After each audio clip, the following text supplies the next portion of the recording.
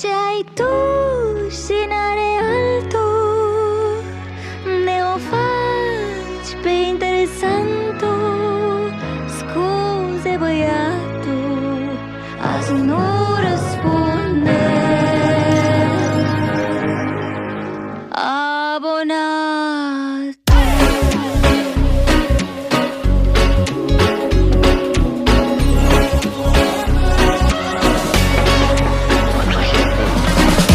Cine ești? De unde ești? De ce mă suni și mă trezești? Dimineața când dorme și patul îmi dai mesaje unul după altul.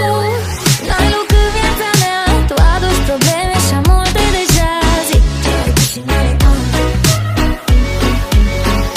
Alo, alo, cine e?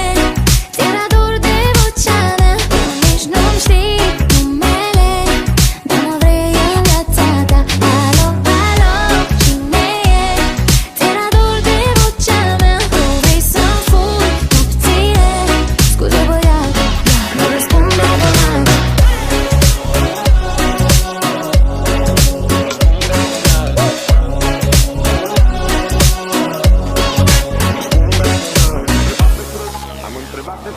Am întrebat pe străzi tot cartierul, fiecare om, până să am numărul ei de telefon. După care am zis mândru, gata, o sun. Și-am închis rapid, ce căcat să-i spun. Apoi am văzut-o iar într-o zi, își plimba câinele, pisica sau ce-o fi. Hai să mă prezint, hai că m-am răzgândit, hai că o sun când am un plan bine gândit. Alo, alo, baby, do you please see my lady? Cam cât de prost pare acum, dacă asta e tot ce poți să zici, stalker nebun.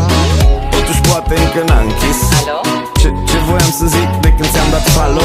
Ia, fie vorba între noi, mi-ai luat mințile și le-aș cam vrea înapoi. Mesaj înregistrat cu succes. Alo, alo, cine e? Ți-era dor de vocea mea, nici nu-mi știi numele, dar mă vrei în viața ta.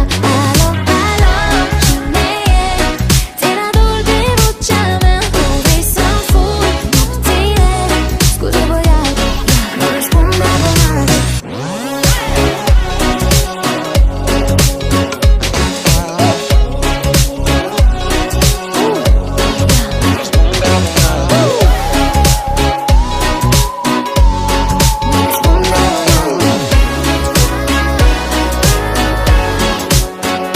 Alo, alo, cine e?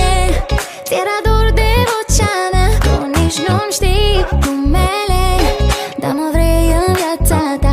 Alo, alo, cine e? Ți-era dor de vocea mea, tu vrei să-mi furi nopțile. Scuze, băiatul, nu răspunde abonatul.